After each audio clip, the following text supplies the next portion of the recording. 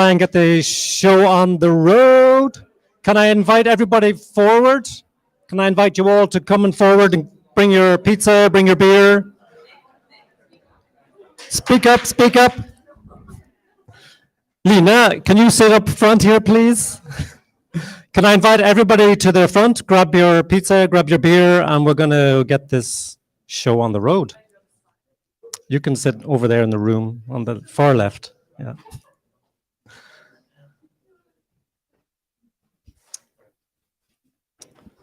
Come on, don't be shy. Plenty of seats up front here.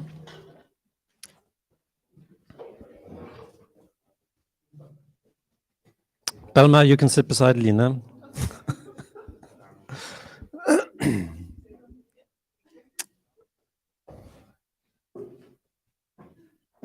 But a very quick introduction from our side. Welcome everybody to Canoe, and we're super proud to host the IxDA event here and to have Glenn talking this evening. If you're not familiar with this, with the various facilities in the office, we have a toilet just to the left here in the kitchen area, and there's some more toilets then down towards the back. There's a few more down there. So this evening I'm here with a few of my colleagues from Canoe. Can you raise your wonderful hands?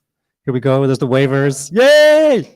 So we have Tron's service designer. We have Andy Pants, the basketball player in the back. He's also some sort of a designer. We have Annie wearing the blue jumpy, service designer. Shin in the back, digital designer. Am I missing anybody from our side? Trin, I think Trin is here also.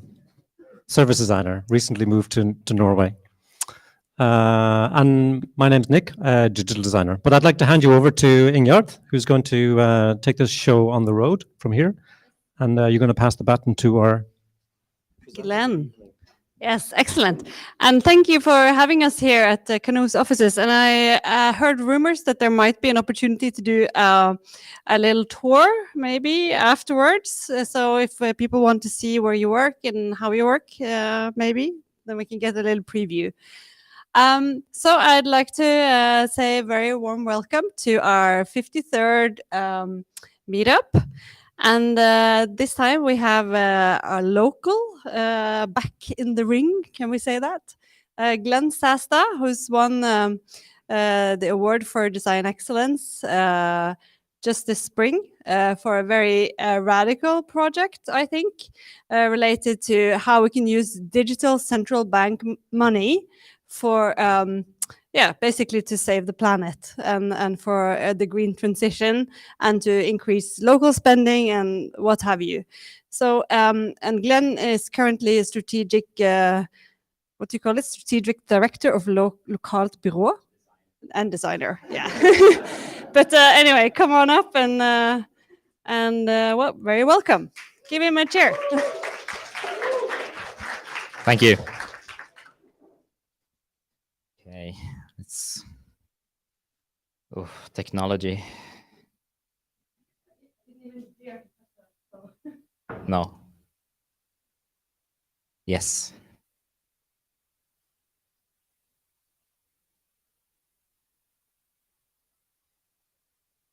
Yes.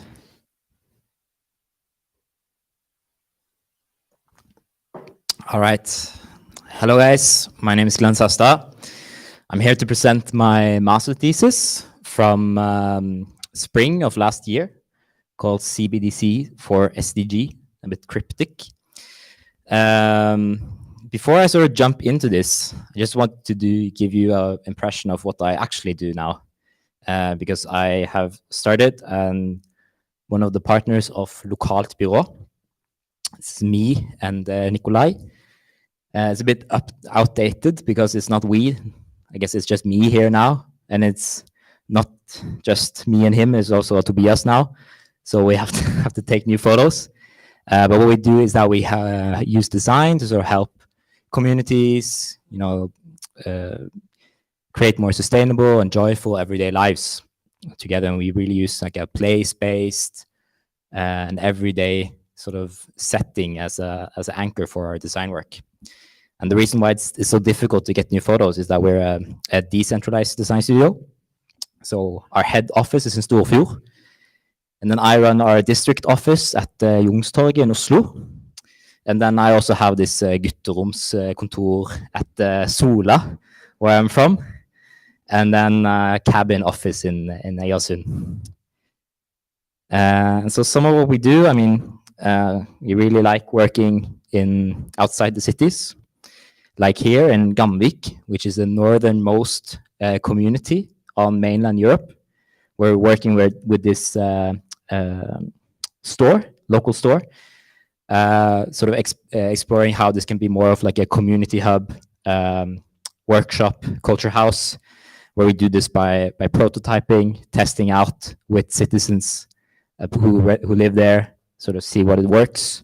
And then we use all of that sort of action to sort of build a whole service model around it. We're also involved with this, which is a pilot project for Experience and Knowledge Center against marine littering in the Oslo Fjord. It's a place where school children and students, businesses, and politicians can come and learn about like what are the causes of marine littering in the Oslo Fjord and what are the solutions. Where we also use a sort of try to teach everyone a bit of like systemic thinking, because it's a complex issue that no one can solve this alone, but everyone can still do something to sort of push the system in a better direction, even if you're a first grader or a high schooler or student, business leader or politicians. So that's the advertising. So in this master thesis, I explored how this central bank digital currency, was often shortened to CBDC, could enable new policies for achieving the Sustainable Development Goals, so SDGs. And very few have heard about central bank digital currencies before. It's very new. And to explain it sort of simply, we could think of it as a sort of digital alternative to the cash that the central bank produces today, or as a public alternative to the electronic money that we have normally in banks today, you know, with Visa cards and banks, sort of electronic money, but as a public alternative in the central bank instead of Sparbank and DNB, or as a sort of national digital currency with more crypto-inspired functionality. It doesn't have to be crypto-based, but sort of inspired. And if it's still a bit unclear to you what exactly this is, that's totally fine, because 90% of the world's central banks are trying to figure this out for themselves right now. Including our own central bank in Norway, Norges Bank. And the issue here, sort of as I saw, is when they look into this technology and use case and all of that, is that they're mainly looking at what can this mean for their own mandate today, which is focused on financial stability and financial efficiency. So more of the same, faster, so to say. And then at the same time, you know, we have the UN and the IPCC calling for cross-sectoral action with all available tools to go as low as possible above the 1.5 degree target. So sort of my way into this was saying, okay, now we're in the early exploration phase of this new technology. You know, we should at least just ask a question if there's anything to do with this, you know, with this new technology, instead of just, you know, making finance faster. And I don't know if there's any economists here, but normally when I say this, economists get a bit, you know, queasy, because it's the last 50 years, this central bank independence has been a very important principle for all Western central banks. And so it means that the central banks, you know, they should not be influenced by or involve itself in other political areas, you know. We all the time we see these news articles about people saying, you know, all politicians need to change the interest rate or whatnot, but then no, leave it to the central bank. And so sustainability concerns is something that traditionally has fallen outside of the central bank's mandate because of this principle of central bank independence. So this, you know, the saying is that, you know, since the central bank is not under direct control by elected politicians, if they were going to, decide some sort of policy that was going to change the world, for instance, sustainable transition, then that would be undemocratic because it would just be a bunch of bureaucrats deciding this. But it seems like we're sort of in front of a paradigm shift, as I see it, with sort of central banks and sustainability, because we see more and more of these connections between the effect of climate change on the global economy and then financial stability here in Norway. It's not possible to have a stable financial system if global trade is collapsing because of hurricanes and whatnot. So this is just, to me, it was just another argument to sort of zoom out from this today's understanding of what the central bank and their mandate is when we look into future use cases for these central bank digital currencies, sort of asking, what if or just in case. And then we have also these other high-level policy documents, the government white papers on innovation in public sector and the sustainable development goals. And they also say as,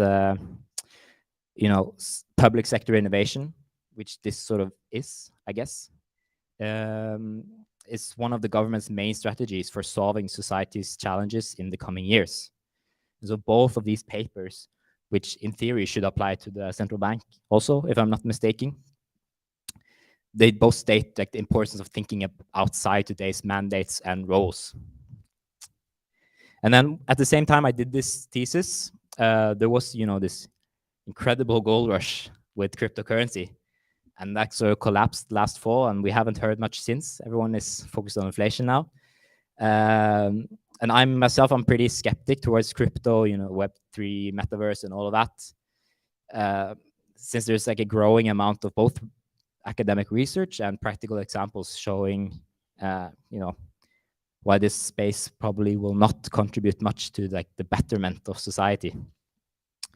And this space, it's characterized by an incredible optimism towards technology, skepticism towards the idea of a state and society, and a sort of tendency to like reduce a lot of, social interaction, social relations down to sort of economic transactional thinking.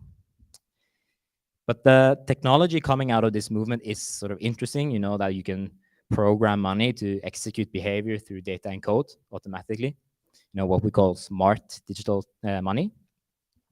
So what happens if we use part of this, but with more aligned to like this Nordic model of government, characterized by an active state that democratically shapes society? So could sort of this inspire us to think a bit new about, central bank digital currencies and what they could do? As far as I saw, there wasn't a lot of research into this. And so this sort of led me into this framing, like how might central bank digital currencies become a new platform for public sector innovation and sustainable development? And here I have to go into a tangent on sort of what does a platform mean? Everyone likes talking about platforms, but what do they mean? When I mean it, it's not just sort of something, digital, but as a project or an activity acting as a springboard, the springbrett, for many other projects and activities. Like when you have this, it's easy to do other stuff. Very banal example is children's sports, which is a fantastic platform for doing integration, socioeconomic smoothing, equality, and public health. And when you sort of put these perspectives in, you get all the sort of activities out on the other end. In stark contrast to just thinking this as something that has to do with competition. So thinking about central bank digital currencies as a platform is then about exploring what other concerns that we can add to this core mandate, and then see what comes out on the other end. And to do this, I worked in dialogue with a working group at the central bank and a network of 24 experts in economics, sustainability, fintech, and policymaking.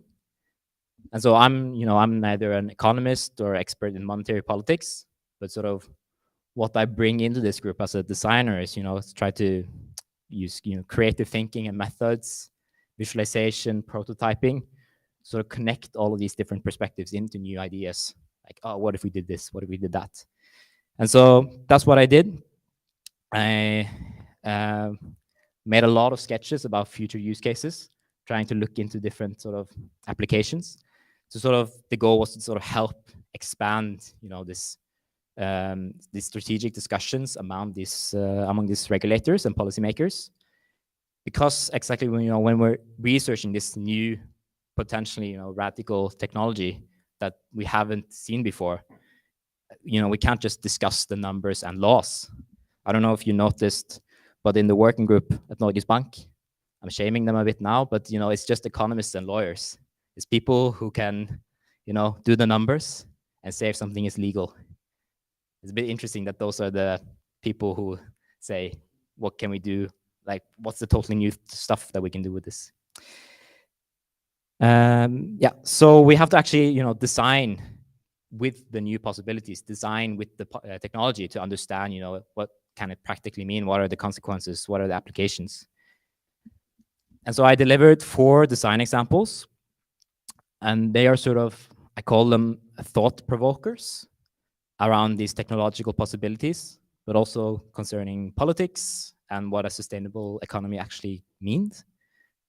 And they're not meant to be, perfect solutions. I'm not suggesting them, we should do this, but it's sort of to invite policymakers, politicians, and regular citizens to come in and discuss this. So let's see how many we have time to go through. Here you see a set of fictional news articles from a possible future scenario. This is sort of the first example. And it's to sort of explain the background of my first example. And that were, today we try to reduce emissions through carbon pricing and selling carbon quotas. And the resulting issue then is that the world's 10% richest, who are responsible for over half of the world's total emissions, they have enough money to sort of consume us before. While it's the poorest who are hit hardest by flight fees, higher gas prices, and other carbon taxes, right? So what if we tried another ethical framework?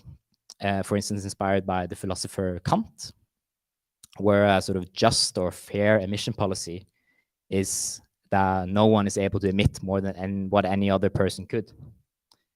So through a parallel currency system called carbon rations, all citizens get an equal share of carbon rations attached to their person. And then they use this to pay alongside normal money according to price and emissions. And so you're still able to spend as many krones as you have and want to in your account, as long as you buy goods and services with low enough total carbon emissions. And so it makes it so that the poorest with low consumption levels, they notice little to these restrictions, while it's the richest with the highest emissions are the ones that have to make big changes to their consumption habits, but also creating a huge demand for low or zero emission luxury goods. The second example looks into sort of what structures might be needed to stimulate more of a long-term and resource-efficient thinking in the economy. So the construction industry, it's often called the 40% industry because it globally contributes to 40% of the world's energy use, material use, and climate gas emissions. And in this scenario, the Ministry of Commerce, Næringsdepartementet, they want to pilot a new transaction platform for more sustainable business models. And this new platform, it connects the producer's profit motive closer to the performance of their projects by paying out the sales amount or the funding gradually throughout the product's life cycle. And what could that look like? So in this example, a county sets up a long-term contract with the suppliers involved in constructing a new high school. And this contract entails that the project's funds, they're paid out gradually throughout the building's lifetime of 60 years, as long as the building is still useful. And the terms of the contract is programmed into a smart contract, meaning that all of the funds are transferred from the county at start, but locked until set milestones during the 60 years. And so this way, all of the parties can then trust a payment plan spanning across half a century. And if the buildings, if it falls in quality or its usefulness faster than the planned life cycle, then the suppliers, they lose the right to receive the rest of the locked funds. And so the suppliers now have an incredibly strong incentive to ensure that the building is designed and built to be as user-friendly, flexible, and easy to maintain as possible throughout the building's life cycle. Something that didn't really affect the people who are involved in the design and construction phase today. And so this new model for procurements, it leads to a large restructuring of the construction industry. For instance, how these suppliers are, they collaborate and work together on designing and building, and how they're financed. So now have to do a much better job than to ensure that there's a real need for this building.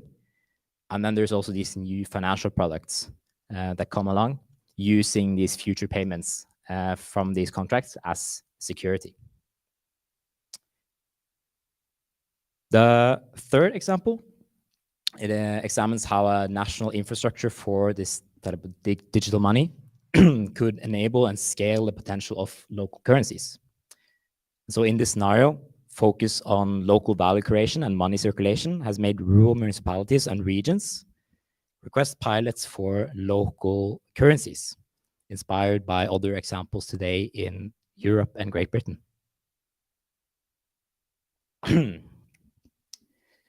And through dialogue with sort of these examples, they uncover that a shared challenge between all these local currencies has been that it's very expensive to have, you know, your own digital infrastructure and maintain that for your own city or neighborhood even.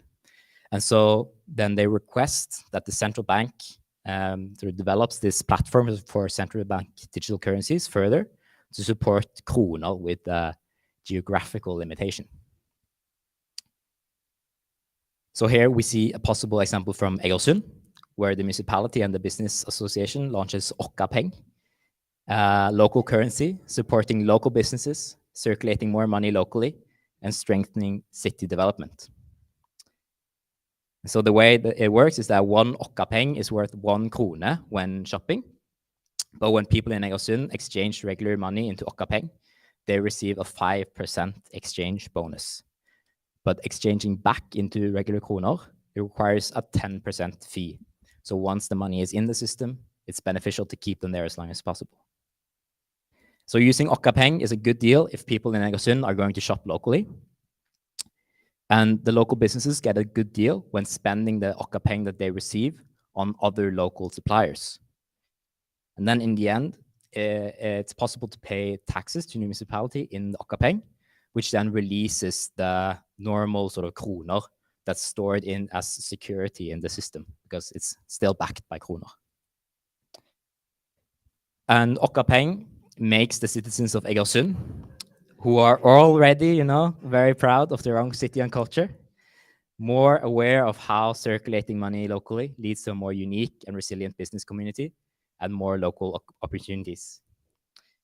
The local currency system then facilitates for more local production and trade, supporting the sustainable development goal. I don't remember the number, but the one about sustainable, responsible production and consumption, which is the sustainable development goal that Norway is, you know, struggling the most with. The fourth and last example, it sort of supports this, you know, current undertaking towards more public volunteer collaboration to deliver better and more economically sustainable welfare services. You know, trying to go from, you know, expensive treatment to more, you know, cheaper prevention. For instance, you know, having not to send a lot of people to psychiatrists. But this example tries to take that a bit further into more of a strategy towards more sustainable well-being economy. So in this example, organized volunteers, they receive this volunteer kroner as a reward from the municipality, as a way to highlight the social value of them coming together to, you know, play badminton, fix engines, singing in choirs, in plays, and so on. And the citizens, they can use this sort of separate parallel currency system to pay for goods and services back from the municipality, like trips to the swimming hall, public transport, or public cantinas. So sort of, you know, universal basic income, if someone is familiar with that. But maybe more interesting is that you could use that to do citizen budgeting, which is where citizens suggest and then vote using their volunteer kroner on what projects the municipality should fund in their local area. Because if you have a lot of volunteer kroner, it means that you actually spend a lot of time doing organized activities in your area. So you're very connected to what's happening there. So it's sort of interesting to connect that to some sort of democratic power. And the idea is that this volunteer kroner lets people work a bit less and care more for others and experience just as much or more well-being.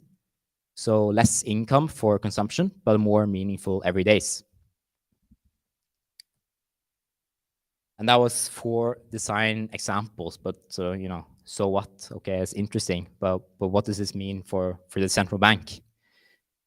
So sort of to round off my design work, and you know, come into some strategic policy recommendations, I use these 4 examples to sort of reflect, you know, what needs to change in the current way that we work with this technology, or the central bank works with this technology, to support, you know, these sort of more expanded set of use cases. And so, first of all, you know, it's central bank digital currencies need to be framed more as a platform for public sector innovation, where, you know, financial efficiency could be a sub-goal, but not limited to. And this also aligns, you know, with, you know, what we have to do further, because we have to solve a lot of complex social issues, but we have less and less money to do it with, as we sort of phase out of the oil sector. And so we have to think about how one thing can do a lot of different stuff. And the second point is then about, you know, building this flexibility into the technological solution where you can support, but more interesting maybe, you know, start piloting very easily local sort of new ideas and then scale them out and integrate them into, you know, think about how can we have different sort of currencies in VIPs. And then the third point, sort of calling back to this issue of, you know, central bank independence. Yeah, it might, you know, not be politically neutral for the central bank to launch carbon rations or volunteer kroner. Something, you know, it needs to be decided by maybe the Kulturdepartementet. Something requires, you know, a lot more political backing. But it doesn't have to be the central bank who, you know, decides what it's actually used for. You know, they can still maintain it, build it, develop it, and then other parts of government, you know, do their stuff on top. Like with the Digitaliseringsdirektoratet, who runs Altinn today, but, you know, it's the politicians who decide, you know, how the welfare services that runs through Altinn actually works. And then the last point is that central bank digital currency as a sort of undertaking or new project is just as much about society, you know, that we get to make some decisions now about how we want money to work, and not just about, you know, what are the new technological features that this sort of could introduce. So with this digital money, we have a lot more possibilities to design more specialized monetary systems for different sort of political goals. And what those monetary systems are is just as much about politics as technology. And so the examples that I've shown, they stretch from the everyday to the sort of radical, and sometimes, you know, people get a bit angry. But the effect of this is that it invites, you know, regular people in to discuss this technology, because it's easier to imagine what effect it might have on their own lives compared to, you know, looking at the reports from the central bank, which is all, you know, these graph models or talking about credit risk or, you know, words that normal people don't use. So I presented this project alongside the central bank last fall at Coconomics here in Stavanger. And people, you know, they told me afterwards that they hadn't really understood what this technology was or what it could mean until they had seen some, you know, concrete designed examples through some user interfaces. And, you know, there was some, you know, angry opinion pieces in Stavanger Aftenblad and Dagens Næringsliv saying, you know, that this will lead us all to a surveillance state. But that's also okay, you know, because how society uses these digital central bank currencies, it can't be decided by the central bank alone. It's a public decision. And to do that, we need to have a sort of inclusive and informed public debate. And that's what I hope this thesis has been an interesting sort of contribution for. Thank you.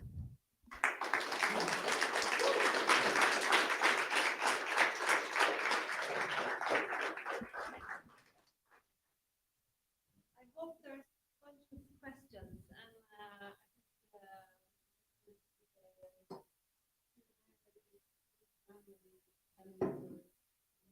Yeah.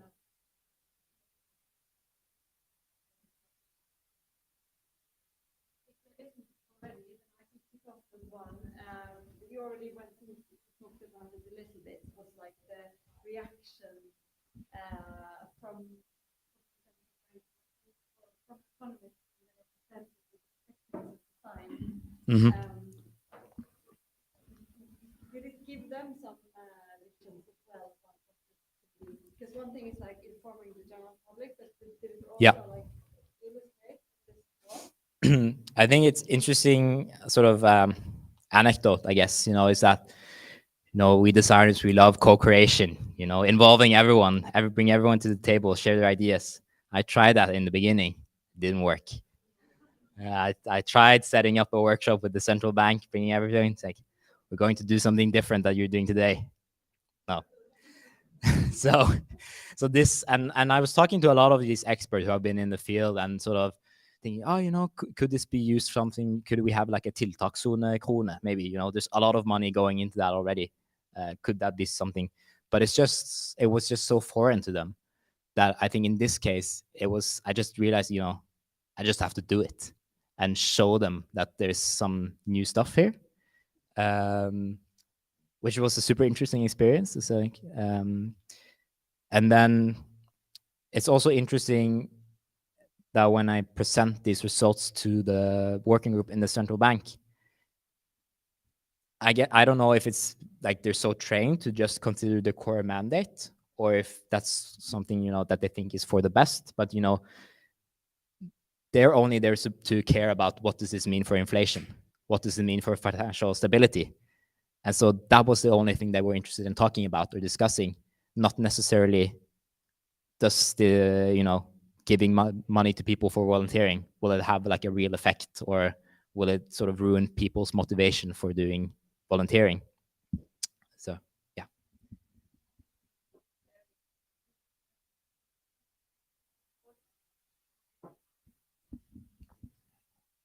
Yeah.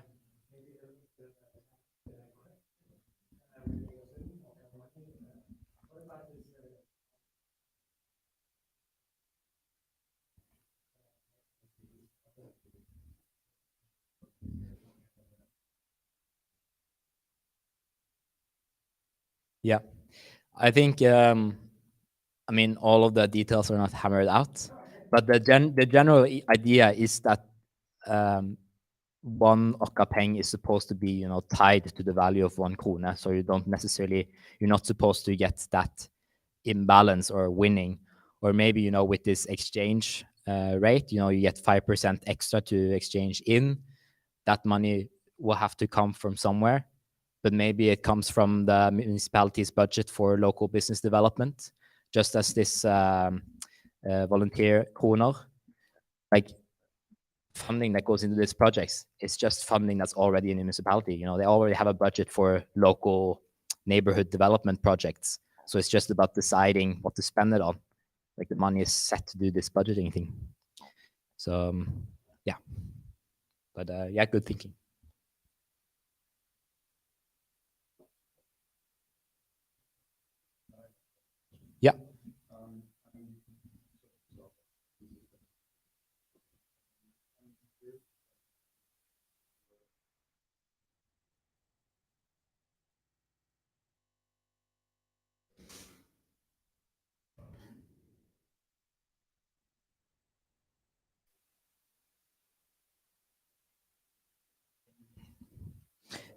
Yeah.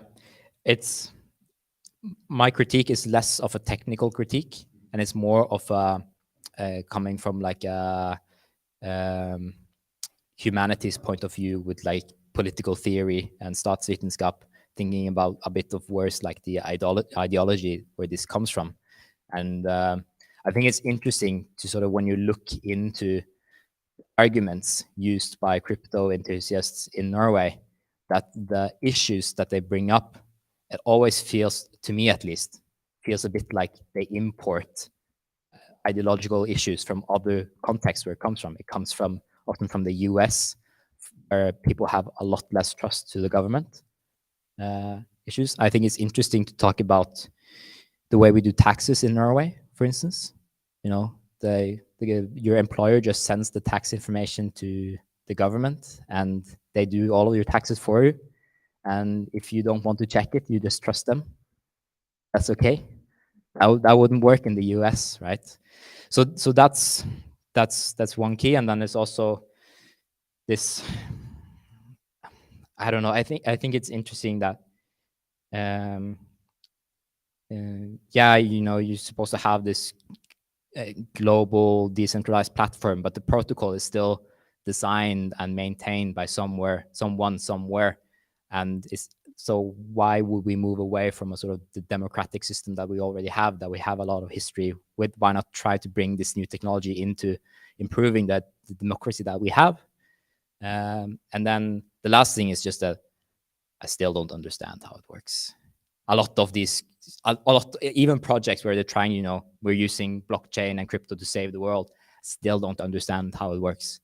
And I don't know, it's difficult.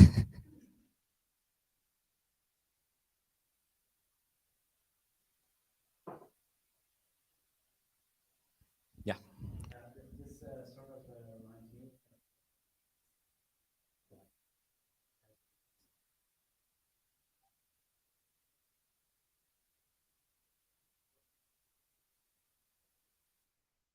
Yeah.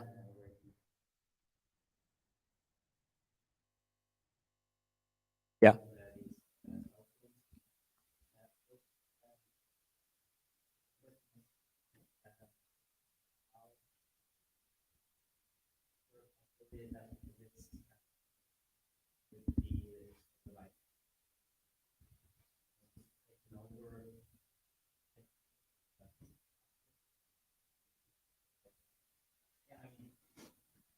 Yeah.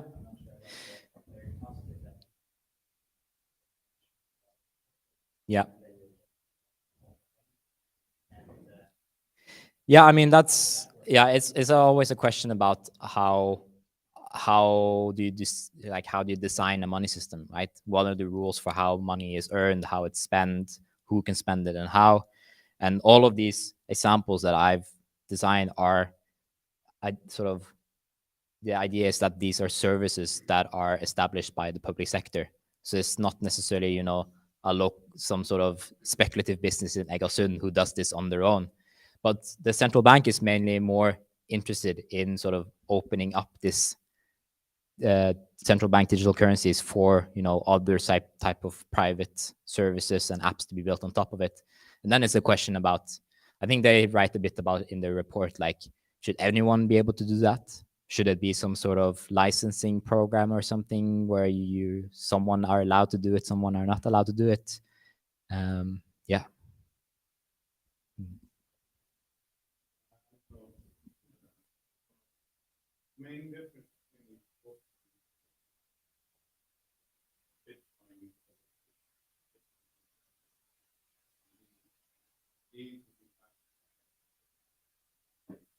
Yeah.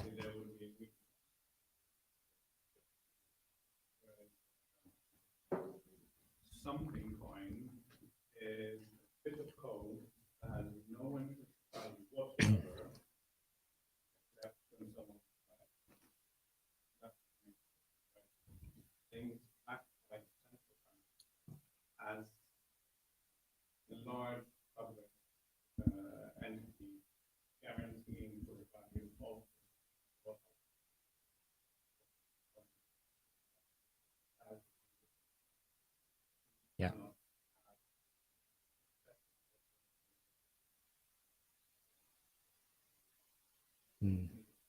Yeah. No, it's a lot of interesting stuff to dive into there, saying, for instance, like the central bank, they can never go bankrupt. So it would be a lot safer to have your money in the central bank than in a private bank, even though, you know, the money in Norwegian banks are insured for so much. But like in theory, so then this it's about this question that is like the mainstream discussion about this technology is like, should it be interest, should it not be interest there? But I think what is interesting also jumping into that is that the reason why the central bank started looking into this, if you sort of read between the lines in the reports, is one, everyone else is doing it, so we should also do it. And then the second is that they are worried about a future where, like, what if everyone starts using Apple Pay or Google Pay instead of Vipps?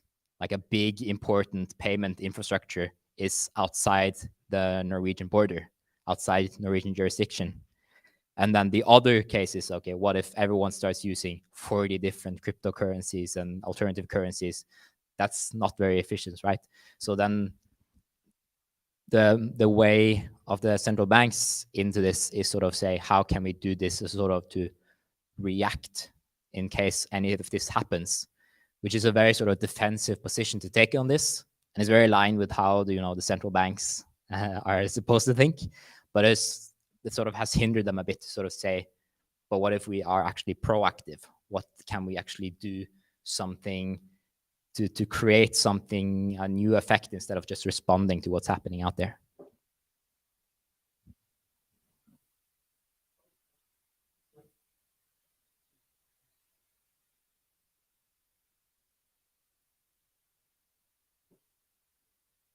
Yeah, definitely. Yeah.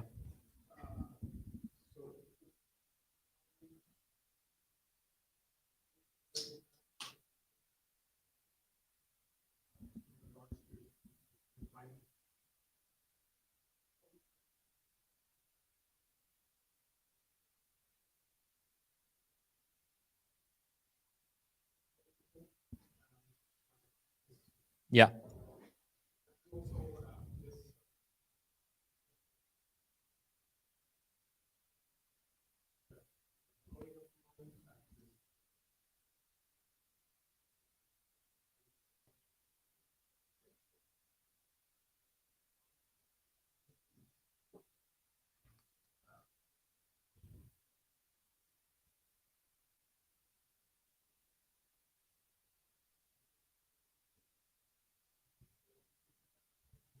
Hmm.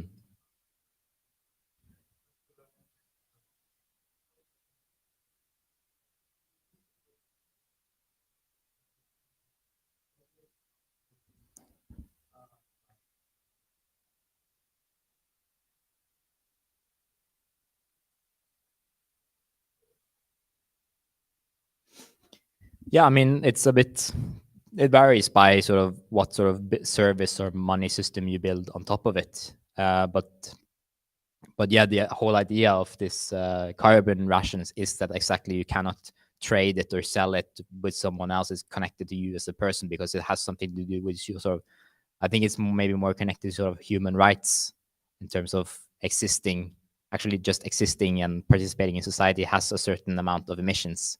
So that's one thing. And then, of course, this would have to think about, how do we build it to be as considered as possible as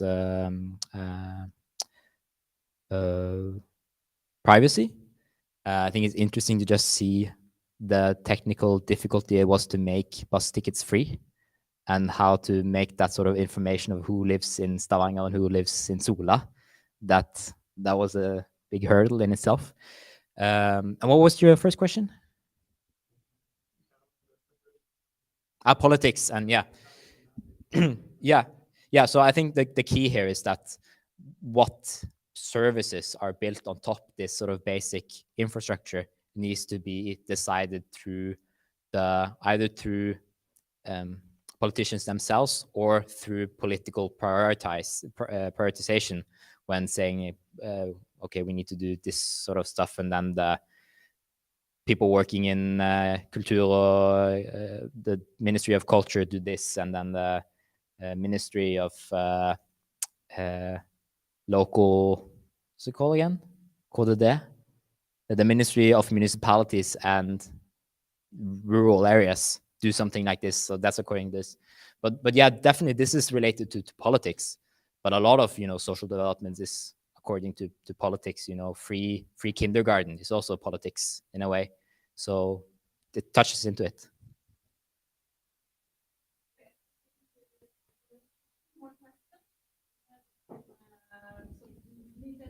Yeah.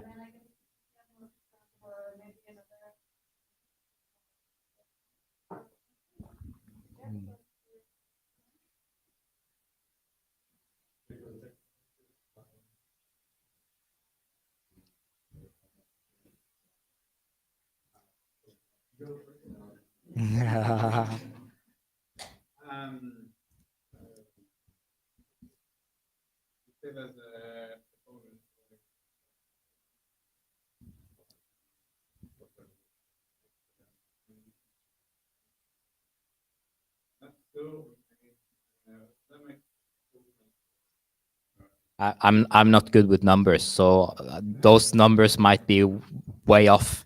Maybe it should be different.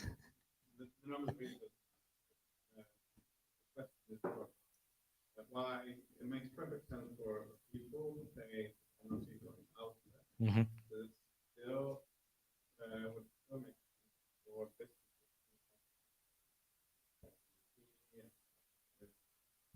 back into the national policy, would it still make sense?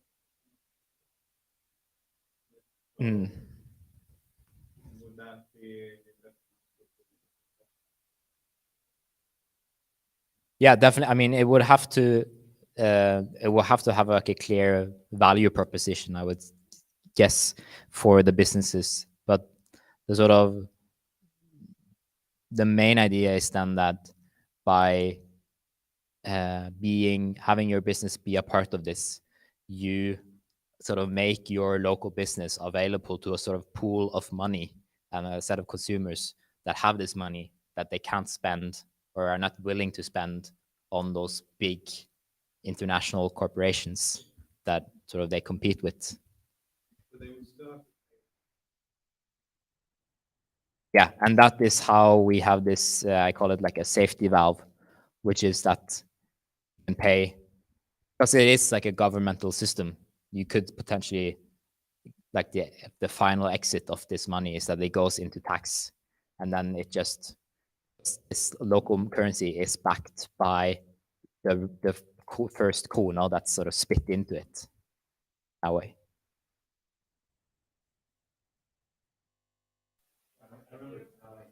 before we get to stages, are there any that didn't make this when you thought of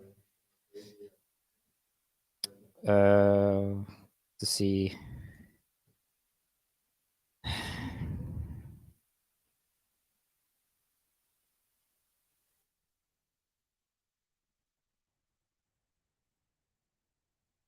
No, I think these four are actually sort of combinations of these different ones. There are some sort of big data concepts where it's like, because you could much easier track the flow of money. That could probably be used for something. But those sort of concepts are very difficult to actually say something about until you start testing it. Like you can't just prototype and say, this is what it would look like if we could see where all of the money went. But yeah, good question.